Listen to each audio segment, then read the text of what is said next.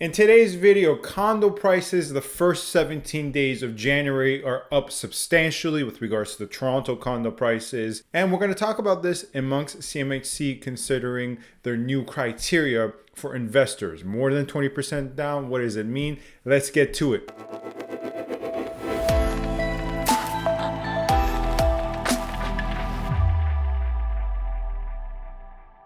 Hello everyone, this is Sam from SaberiSixRealEstate and Remax Realtron Realty. As always, back with another video for you guys here today. You can find my contact information in the description box. My Instagram, my Gmail, my TikTok, and of course my office information and address. Furthermore, you can sign up for my newsletter via the link in the description box. What you'll find with this newsletter is anytime there's a big pre-construction project coming up in the city of Toronto and the GTA, you'll get first access to some renderings, floor plans, prices, and project details. It will hit your inbox for every major project and of course other minor stuff as well. Lastly, feel free to subscribe, comment, rate, and review. That's it. Let's get to the video, which is condominium prices as always in this weekly condo market update. In the first 17 days of January 2022, which is the 17 full days we have, because this is being recorded January 18th, you're probably watching this either the 18th or the 19th,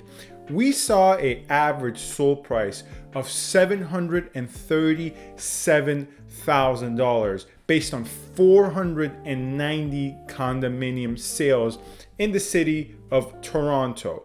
Year over year, this represents a dip in the number of sales, but a substantial growth in the average sold price. Let's take those two one by one.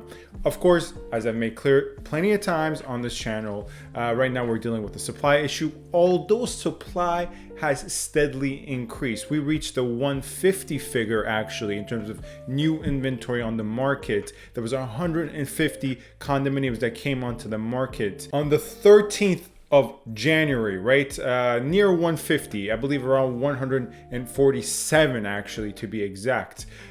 Which is still low, but considering what we were dealing with the first couple of days of January, which was 100 and 120, it would dip back down to 90. We've actually seen for the first time this year some listing figures that are close to last year in the same period. So supply remains an issue. Naturally, if there's a supply issue, there's going to be less sales, hence the low number of sales of 490.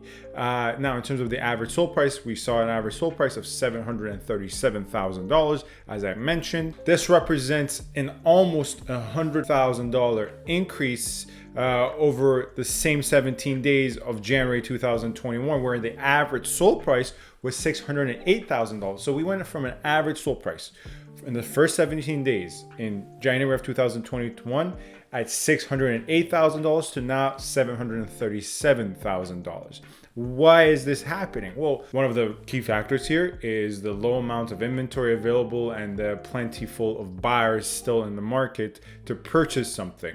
Whether they're purchasing it out of a fear of missing out, whether their timeline for their own financials is closing, whether they're anticipating some rate hikes, which the government will actually do in 5 installments. At least that is what the popular consensus is amongst mortgage experts right now. It's going to be 5 installments. So whether they're trying to preemptively buy something before the rates go up, which if it is going to be in 5 installments, it's going to be minuscule amounts each installments of 0.25 for instance.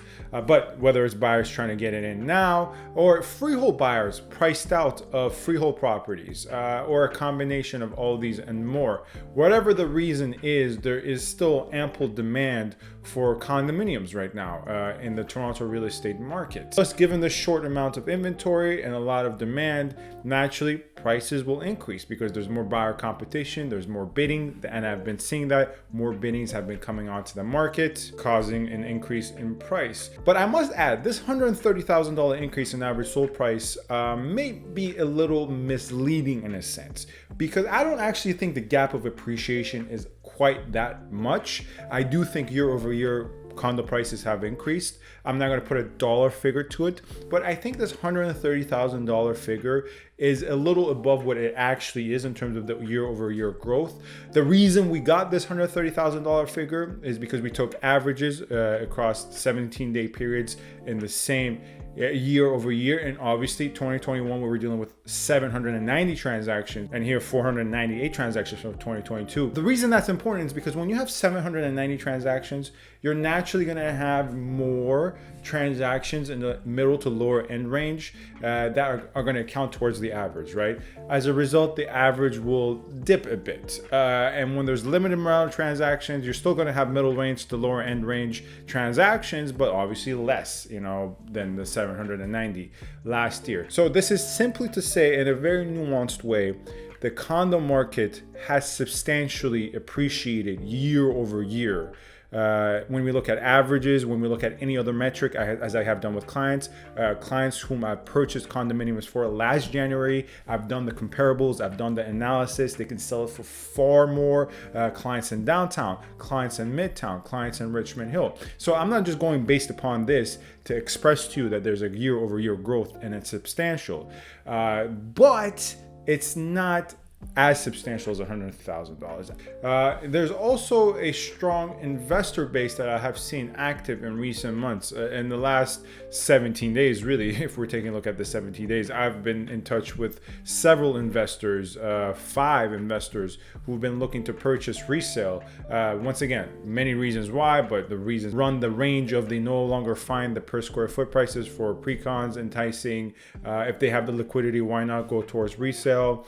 First-time investors who are trying to get involved in the market, they've already purchased their principal residency, and investors who are simply just looking to add to their portfolio. Some out there obviously blame the raise in prices to a tremendous degree of speculation. At the end of the day, 30% of the downtown Toronto condo market, if we just look at downtown for instance, around 30%, a third, is speculative, owned by investors, not end users. And as this latest report came out, investors in total across all property types now, obviously we're not just focusing on condos, this applies to all property types, but condominiums make up the majority of this figure, which is 20% of all property owners across Canada are investors. Now, 20% to some may see a little too much, seem a little too little. If we look at the methodology used in that report, they actually, for instance, included purchases of cottages as investment properties. So in some cases, of course, people purchase cottages and Airbnb them out or put them on some cottage rental for the weekend getaway for a lot of city people. So that's clearly investment property. But also people who purchase cottages for their own end using purposes and only go there maybe 3 times a year, that also accounts for an investor as well. So that's how the numbers can be a little over-reported in this terms of this 20% figure.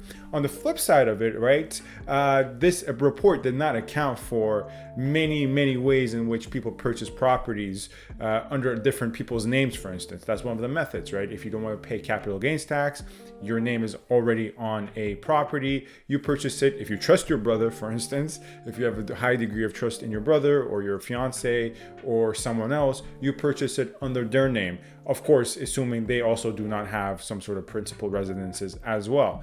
This is a tactic often used for investment condominiums. It's obviously not quite ethical, but it happens in practice quite a bit. So once again, mainly avoid the capital gains and a bunch of other stuff. So obviously it doesn't account for all these loopholes such as that one used by seasoned investors. Thus, in that sense, the numbers can be a little bit underreported. Whichever way you want to slice it, 20%, 18%, 22% is a large chunk of the homeowners that are not end users. And for those who are very much so skeptical of the speculative nature of the housing market with regards to, once again, particularly Toronto condominiums and York Region condominiums, they would point to that fact and that rising trend in part to explain the rising prices, as we saw, $130,000 year over year. I personally don't think that's the entirety of the explanation, but that is a explanation some put forth. And as a result, in response to these worries, CMHC is considering new criteria for investors. What does that particularly mean? Well, right now in terms of detail, they have not cleared up much, but the belief is right now that they want to actually target down payments for investors. Right now, most investors put 20% down, some more, but mostly people keep to 20%. And in terms of what they can really do in that sense, it's hard to predict. If I were to make some predictions of what CMHC is thinking, of course, they're trying to do this to curb down speculation.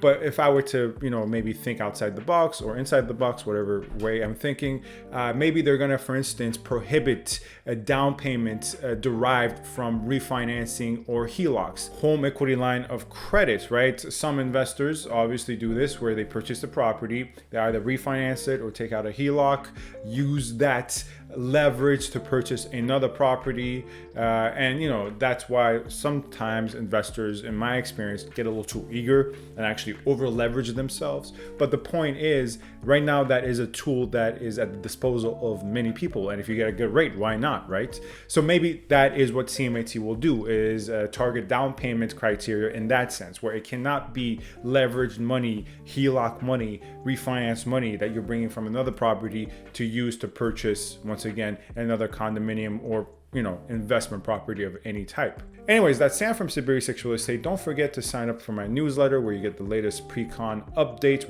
with regards to floor plans, prices, and most other details. Lastly, feel free to subscribe, comment, rate, and review. My contact info in the description. Thank you very much for watching. Stay safe and stay tuned. Thank you.